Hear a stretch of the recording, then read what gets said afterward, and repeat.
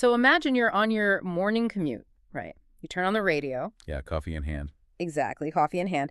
And you hear this confident, just super engaging voice effortlessly breaking down the biggest sports stories of the day. Right. It sounds totally casual, like you're just Yeah. hanging out. Right. But how often do you actually stop to think about the grueling, multi-layered journey it takes to get to that national microphone? Because we just assume these people were born with a golden mic in their hands. Oh, absolutely. I Yeah. mean, well, what you're hearing is a highly engineered illusion.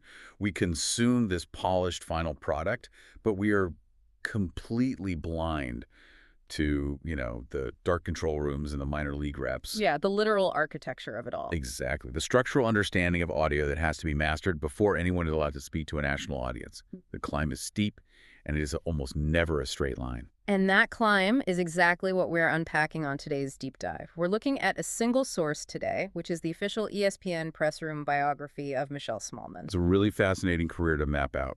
It really is. The mission here is to trace her path from being a behind-the-scenes producer to breaking these massive glass ceilings in local radio, all the way to co-hosting ESPN Radio's national morning show, Unsportsmanlike. Right, and what's fascinating here is that there are no skip steps in her bio. No skip steps at all. So I want to start right at the foundation because, well, this is where my assumptions kind of got challenged. How so? Well, according to the source, she graduated from the University of Illinois with a degree in broadcast journalism, right? But then from 2009 to 2015, she was at 101 ESPN in St. Louis, and she wasn't the marquee star. No, she was behind the glass. Exactly. She was producing and doing some on-air stuff for multiple signature shows, and she even served as a national ESPN radio producer before ever becoming a national host. It's kind of like being the director of a movie before becoming the lead actor. That is a perfect analogy. You know exactly where the cameras are. Producing is the absolute engine room of broadcasting. You're basically the air traffic controller. Okay, let me stop you right there, though, because I have to push back on this a little bit. Sure. Transitioning from a producer to on-air talent, is that really an advantage? Because to me, those mindsets seem fundamentally at odds. Really? Why do you say that? Well, a producer is managing the clock, right? They're sweating over hard commercial breaks. There's screening chaotic phone calls. It's a highly rigid, anxious brain state.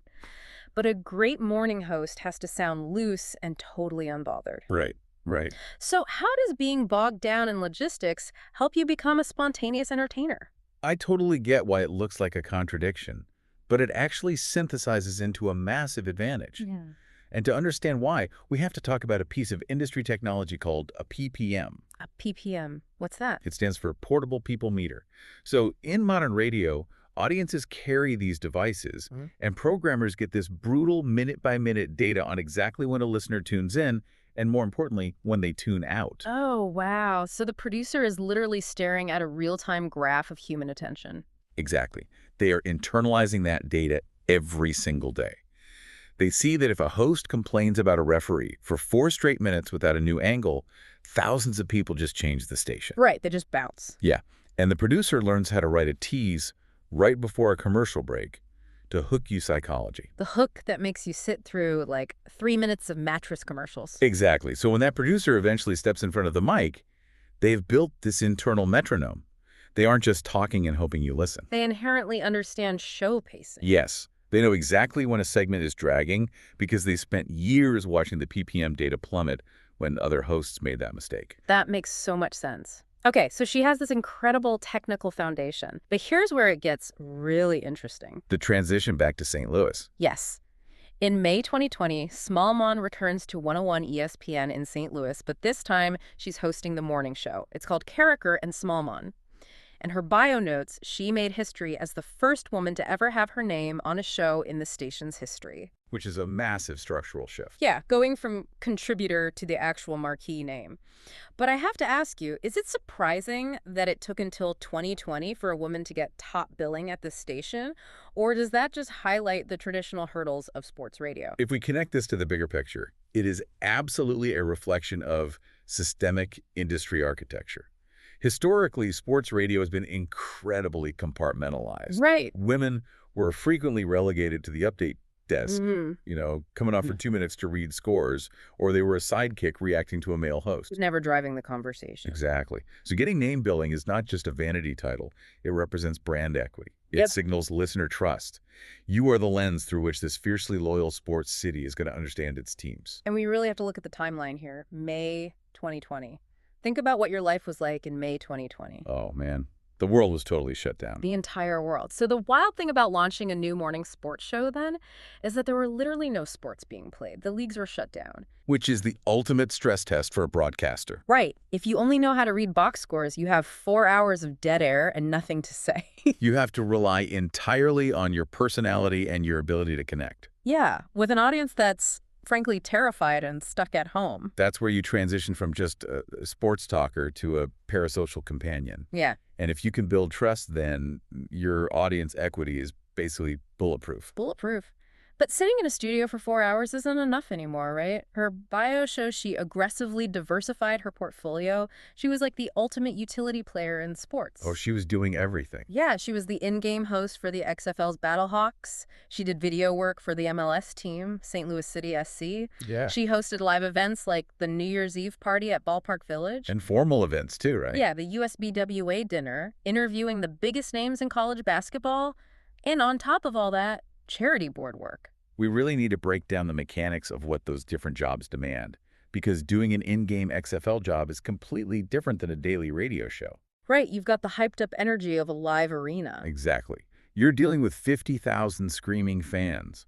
You can't use the slow burn pacing of morning radio. You have to communicate in these high-octane visual bursts. 10-second sprints. Yes. But then she pivots to the USBWA dinner. That's a room full of seasoned journalists and elite coaches. You can't scream at them like it's a football game. Right. You'd look ridiculous. You have to pivot to this highly poised journalistic interrogation style. And navigating all these different crowds is the secret sauce for modern broadcasters. It's cross-training. But you know what really stood out to me? The board work. She sat on boards for the young professionals for the St. Louis Zoo and, critically, the Little Bit Foundation, which aids in breaking down barriers to learning. And that deep community integration is so vital. Why is that? Just the optics of it? No, it's way more than optics. Navigating philanthropic board work, especially focused on breaking down barriers to learning, it grounds the broadcaster in the actual daily struggles of the community. You're not just a transient voice parachuting in to talk about batting average. Exactly. You become a multidimensional public figure. It builds a connection that you just can't manufacture in a studio. Which perfectly sets the stage for the national leap. She's mastered the producer mechanics, anchored a local brand, adapted to live crowds, integrated with the community. The whole package. Yeah. So in 2022, she returns to the national ESPN radio network doing weekends. And then by 2023, she's secured the co-host chair on the flagship national morning show, Unsportsmanlike, from 6 to 10 a.m. Eastern. The absolute pinnacle of the medium. So what does this all mean for the listener? Think about the pressure of that 6 to 10 a.m. Eastern slot. You are setting the daily sports narrative for the entire country. It's prime real estate. It is. But here's my question. How do you scale that hyper-local St. Louis charm to appeal to a massive national audience stuck in traffic in LA, New York, and Miami? This raises an important question, because the graveyard of sports media is full of local legends who tried to go national and completely failed. Right. They just lose their soul. Exactly. But her unique background perfectly equipped her to handle it. She isn't relying just on local sports knowledge. She's using those universal mechanics. Like the internal PPM metronome. Yes. The psychology of a listener getting bored in their car is the same in St. Louis as it is in Chicago. She knows how to structure a tease for a national audience. And the XFL agility helps when breaking news hits. Exactly. Plus, that empathy she honed with the Little Bit Foundation translates to how she interviews national guests.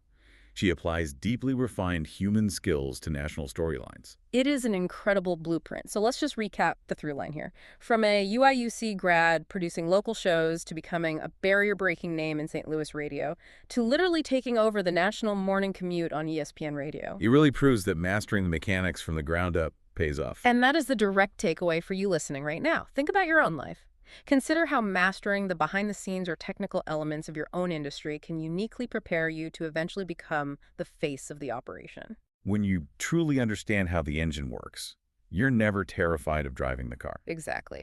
But I want to leave you with one final kind of provocative thought based on all this. Okay, let's hear it.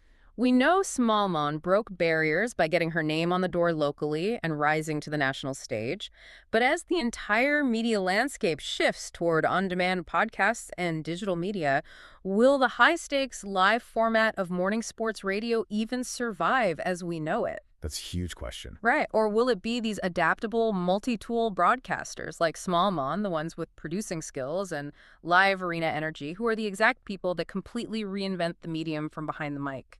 Something to think about.